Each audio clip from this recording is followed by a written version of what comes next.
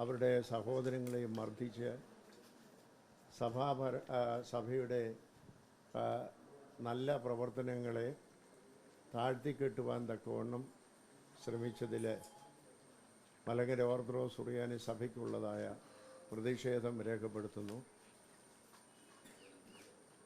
Indian constitution 25-ാം വകുപ്പ് അനുസരിച്ച് ഏത് മതത്തിൽ വിശ്വസിക്കുന്നതിനും മത ആചാരങ്ങൾ നിർവഹിക്കുന്നതിനും മതം പ്രചരിപ്പിക്കുന്നതിനും ഉള്ള സ്വാതന്ത്ര്യത്തിന് നേരെയുള്ള കടന്നുകയറ്റമാണിത്.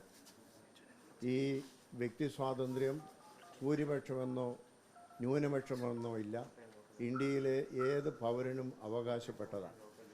ആ പൗര അവകാശത്തിൻ്റെ മേൽ നടത്തിയതായ കയ്യേറ്റം, നിയമം കയ്യിലെടുത്ത് നടത്തിയതായ അക്രമികളായ ആളുകളെ നിയമത്തിന് മുമ്പിൽ കൊണ്ടുവന്ന് മാതൃകാപരമായ ശിക്ഷ നടത്തണം എന്നുള്ളതാണ് ഇന്ത്യ ഗവൺമെൻറ്റിനോട് മലങ്കര ഓർത്തഡോക്സ് സുറിയാനി സഭയ്ക്ക് അഭ്യർത്ഥിക്കാനായിട്ടുള്ളത്.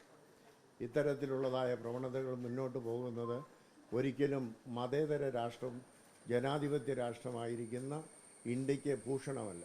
ഇന്ത്യയെ മറ്റുള്ളതായ രാജ്യങ്ങളുടെ മുമ്പിൽ കാപാലികന്മാരുടെ രാജ്യമായിട്ട് കണക്കാക്കത്തക്ക രീതിയിൽ അധപ്പതിപ്പിക്കുന്നതായ പ്രവണതയുള്ളവരായ സംഘടനകളെ പരിപൂർണമായും നിരോധിച്ചുകൊണ്ട് ഈ ഇന്ത്യയിൽ സമാധാനപരമായ ഒരു അന്തരീക്ഷം, എല്ലാ മതങ്ങൾക്കും ഒരുപോലെ ജീവിക്കാനുള്ള അന്തരീക്ഷം ഉണ്ടാക്കുവാൻ കേന്ദ്ര ഗവൺമെൻറ് സത്വരമായ നടപടിയെടുക്കണം എന്നുള്ള കാര്യം പ്രത്യേകിച്ച് ഈ സമയത്ത് ഓർമ്മിക്കുക.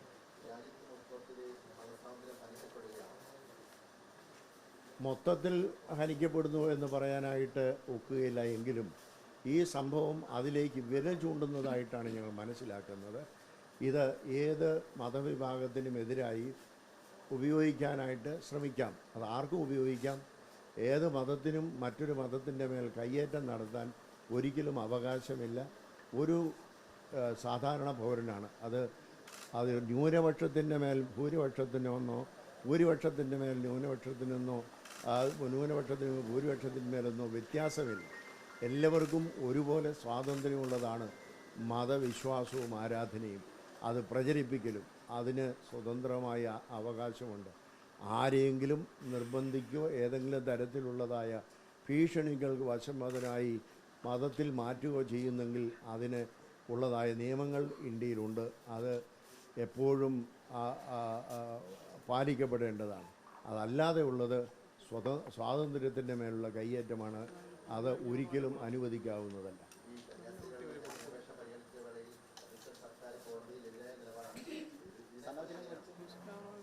അത് തന്നെ ആ ഛത്തീസ്ഗഡ് സർക്കാരാണെങ്കിലും അതുപോലെ തന്നെ അവിടെ ആ കന്യാസ്ത്രീകളുടെ ജാമ്യാപേക്ഷയ്ക്ക് ശ്രമിച്ചപ്പോൾ അവരുടെ കാര്യം അത് NIA കോടതിയിലേക്ക് വിടണമെന്ന് ആവശ്യപ്പെട്ട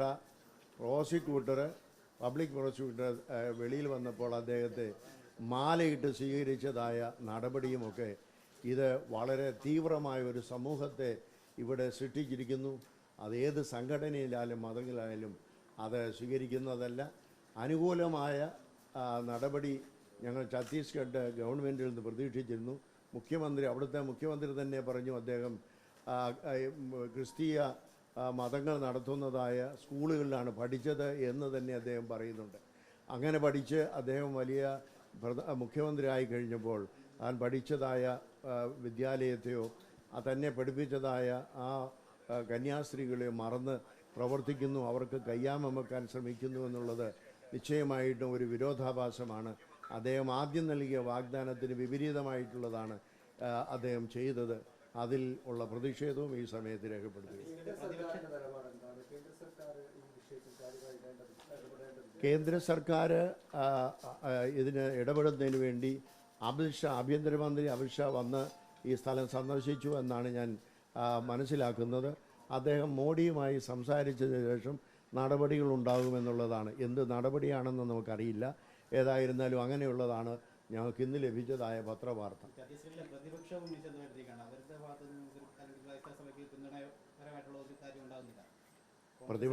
പ്രതിപക്ഷം എല്ലായിടത്തും അവിടെ ആണെങ്കിലും ഇവിടെ പ്രതിപക്ഷത്തിൻ്റെ കാര്യമല്ല ഇവിടെ പറയാനുള്ളത്. അവിടുത്തെ ഭരണപക്ഷം ഈ ശരിയായ രീതിയിൽ നടപടികൾ വേണമെന്നുള്ളതാണ്.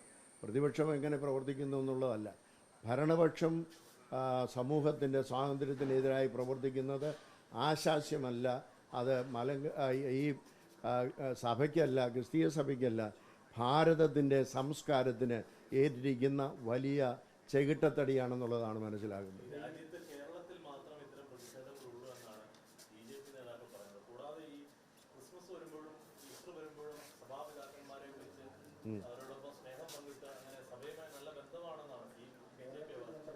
കേരളത്തിൽ നല്ല ബന്ധമാണെന്ന് പറഞ്ഞിട്ട് പിന്നെ എന്തുകൊണ്ടാണ് കേരളത്തിൽ പ്രതികരണം എതിരായിട്ട് വരുന്നത്?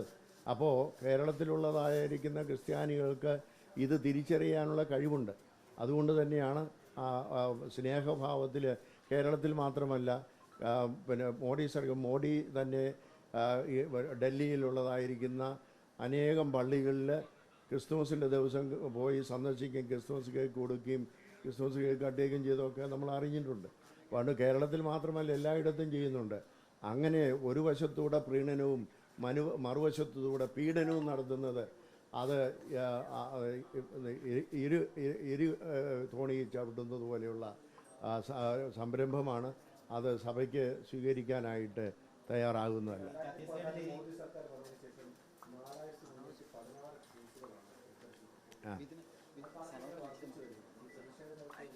പ്രതിഷേധങ്ങളുണ്ടായിട്ട് കണക്ക് വർദ്ധിച്ചു വരുന്നത് മോദി സർക്കാരിന് ആ പ്രവർത്തിക്കുന്നതായ ആ തീവ്രവാദ സംഘടനകളെ നിയന്ത്രിക്കാനുള്ള കഴിവില്ല എന്നാണ് അതിൻ്റെ അർത്ഥം.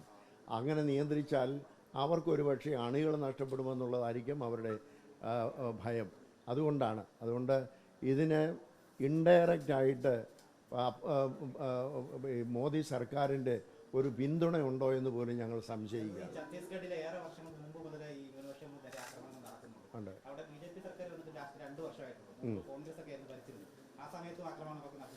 ഞങ്ങൾ പറഞ്ഞല്ലോ, അതാണ് ഏത് സർക്കാർ ഏത് പക്ഷം എന്നുള്ളതല്ല ഞങ്ങളുടെ കാര്യം.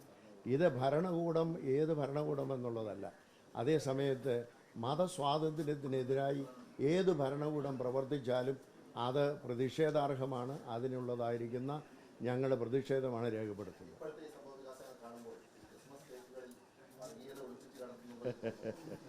അങ്ങനെ ക്രിസ്തുമസ് കേക്കിനകത്ത് വർഗീയതയില്ലല്ലോ. കേക്കിനകത്ത് മുട്ടയും മറ്റുമൊക്കെ ഉള്ളത്. അതുകൊണ്ട് അതിനകത്ത് വർഗീയതയൊന്നും പറയുന്നൊന്നും പറയാനൊക്കെയില്ല. ഏതായിരുന്നാലും ഒരു ദിവസം കൊണ്ട് ലോകം അവസാനിക്കുന്നില്ല. അടുത്ത കേക്കും കൊണ്ട് വരട്ടെ, നോക്കാം.